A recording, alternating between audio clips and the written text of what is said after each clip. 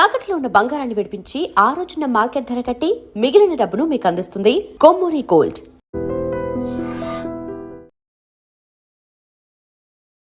హైదరాబాద్ కూకట్పల్లిలో స్రవంతి అనే మహిళ భర్త వేధింపులు తట్టుకోలేక భర్త రెండో పెళ్లి చేసుకుని ఈ కుటుంబాన్ని నిర్లక్ష్యం చేస్తూ ఉన్నాడు.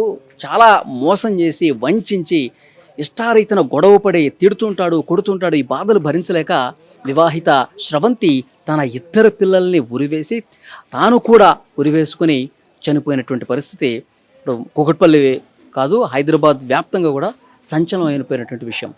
ఇక్కడ కాలనీవాసులు కూడా చెప్తా ఉన్నారు, భర్త ప్రవీణ్ చాలా దుర్మార్గుడు, ఇష్టారీతన బిహేవ్ చేసేవాడు.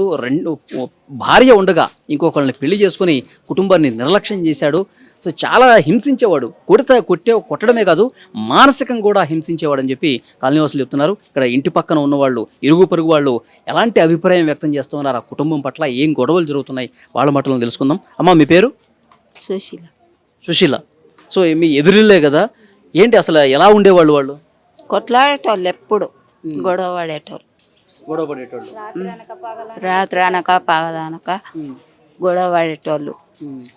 ఇక మేము ఎప్పుడు చేసుకుందో ఏమో, మేమైతే పనికోతాం తెలియదు.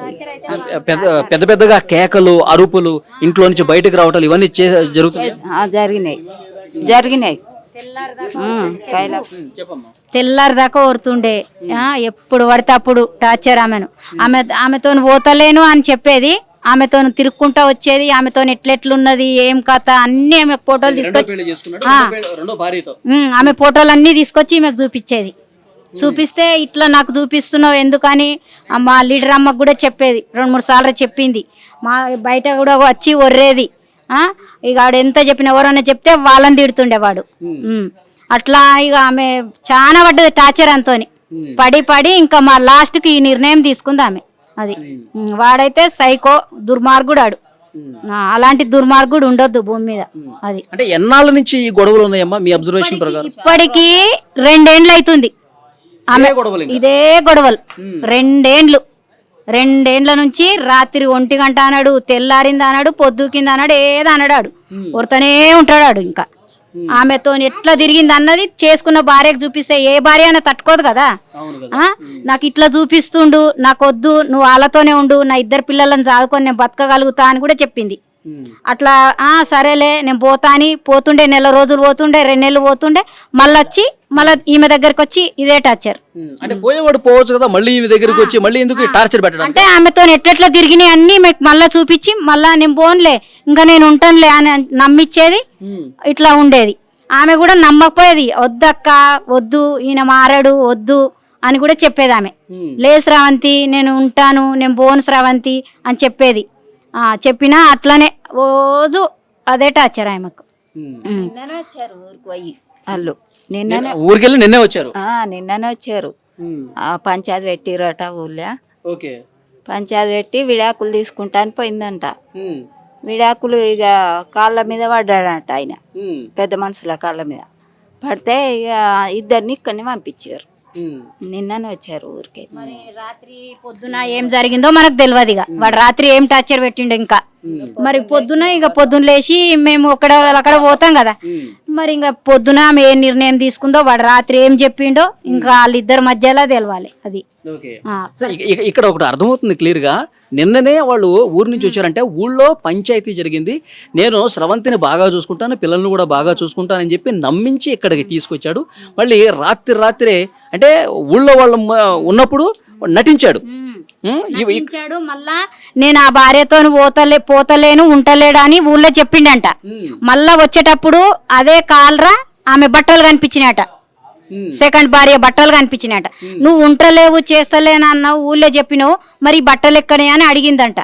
అడిగితే మరి దాని విషయంలో ఇంకా ఏమనుకుర్రో రాత్రి ఆమెను కూడా ఇక్కడికి తీసుకొచ్చేవాడా, బట్టలు బ్యాగ్ లో కనిపించినాయట కాలరా. నువ్వు ఉంటలేను అన్నావు కదా, నీ బట్టలు ఎక్కడి, ఆమె చీరలు నైటీలు ఈ డ్రెస్సులన్నీ ఎక్కడి అని అడిగిందట ఈ పిల్ల. మరి ఆ విషయంలో ఇంకా ఏం గొడవ పడ్డరు. అది నిన్న ఇప్పుడు రెండో పెళ్లి చేసుకున్నాడు కదమ్మా, ఆ టైంలో వీళ్ళ ఇంట్లో కుటుంబ సభ్యులు కావచ్చు, అంటే వీళ్ళ తల్లిదండ్రులు వాళ్ళ తల్లిదండ్రులు ఇది కరెక్ట్ కాదురా, ఇట్లా చేయకూడదురా, ఒక ఆడబిడ్డను ఎందుకు ఇట్లా అమ్మ అన్నదంట, అమ్మ అన్నదంట, లోకం మీద ఎందరు చేసుకుంటలేరు, నా కొడుకు చేసింది తప్ప నీకు ఇష్టమైతుండో లేకపోతే లేదు అని అన్నదంట వాళ్ళమ్మ. తల్లి సపోర్ట్ ఉంది, తల్లిది వదినేది వాళ్ళందరిది ఉందంట, అన్నది కూడా ఉందంట. అమ్మ మీరు ఇదే కాలనీలో ఉంటారు కదా, మీతో కూడా మాట్లాడుతూ ఉండేది కదా స్రవంతి, ఏం చెప్పుకునేది బాధ, నేను ఇక బతకలేను అట్లాంటివి ఏమైనా చెప్పేదా? అట్లా బతకను అని చెప్పలేదు. ఆంటీ ఈయనతో నేను పడలేను ఆంటీ, ఈయన ఎక్కడన్నా పోతే నా పిల్లలను చదువుకొని బతుకుతా, నేను ఉండుమని చెప్తున్నా ఆంటీ, నాకు ఎందుకు ఆంటీ టార్చర్ రోజు అని చెప్పేది మాతోని. మరి అట్లన్నా పొమ్మని స్రవంతి అంటే పోతలేడు కదా ఆంటీ, పోయినట్టు పోతుండు మళ్ళీ వస్తుండు, పోయినట్టు పోతుండు మళ్ళీ వస్తుండు అని చెప్పేది మాతోని. అసలు ఆమె ఇలాంటి నిర్ణయం తీసుకుంటుందని అసలు ఎవరు ఊహించరు అనుకుంటా. అసలు ఊహించలే, అంత మంచి ధైర్యం మనిషి మరి ఆమె. ఇట్లాంటి నిర్ణయం వచ్చిందంటే మేము ఇప్పటికి కూడా నమ్మతలేం, వాడే ఏమైనా చేసిండో తెలియదు. కానీ పెద్ద పిల్లలు కదమ్మా, 12 ఏళ్ళు 10 ఏళ్ళు, ఆ ఇద్దరు పిల్లలకి ఆమె ఉరేసి చంపిందంట. ఆ ఇద్దరు పిల్లలకి ఉరేసేటప్పుడు కూడా వద్దమ్మా అని చెప్పి అరుచుంటారు కదా, అరుస్తుంటారు కదా, అట్లా అరిచి ఉంటారు. మరి ఇంకా అది ఎట్లా అయిందో తెలియదు మనకు. అది పొద్దున మళ్ళా వాడే 1 గంటకు వచ్చి వాడే డోర్ కొట్టిండంట. అంటే ఫస్ట్ చూసింది వాడే ఎవ్వరు చూడలే, కాలనీ వాళ్ళని పిలిచి చూపించింది కూడా వాడే. మోటార్ ఖరాబ్ అయింది, పనికి పోయిండట పొద్దున, మోటార్ ఖరాబ్ అయిందని మధ్యలో 1 గంటకు వచ్చిండట. 1 గంటకు వచ్చి ఆయననే చూసి కాలనీ వాళ్ళకి చెప్పిండు. ఆయన్నే లబా లబా మొత్తుకుంటుండంట ఆయన్నే చూసి మళ్ళా. అది సంగతి. అది చాలా నిజంగా బాధ కలిగించే విషయం.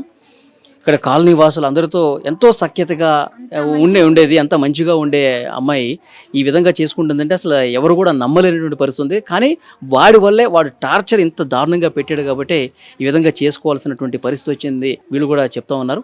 కానీ వాడిని మాత్రం కఠినంగా శిక్షించాలని ఇక్కడ ఉన్నటువంటి ఇరుగు పొరుగు వాళ్ళు కూడా అభిప్రాయం. And for more videos, please subscribe to iDream. Please subscribe to iDream. Please subscribe iDream. And please subscribe to iDream. For more videos, subscribe to iDream. please like, share and subscribe to the channel. Congratulations, iDream. Subscribe to iDream. Subscribe to iDream. So subscribe to iDream Media. iDream ki iDream team andarki huge congratulations. Please subscribe iDream Media. Please subscribe to iDream. Subscribe iDream. Please subscribe to iDream.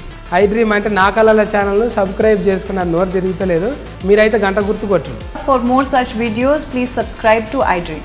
Subscribe to iDream. Please subscribe to iDream. Please subscribe iDream Media. Please do subscribe to iDream. Please subscribe to iDream Media. For best entertainment and information, please subscribe iDream. And don't forget to subscribe to iDream.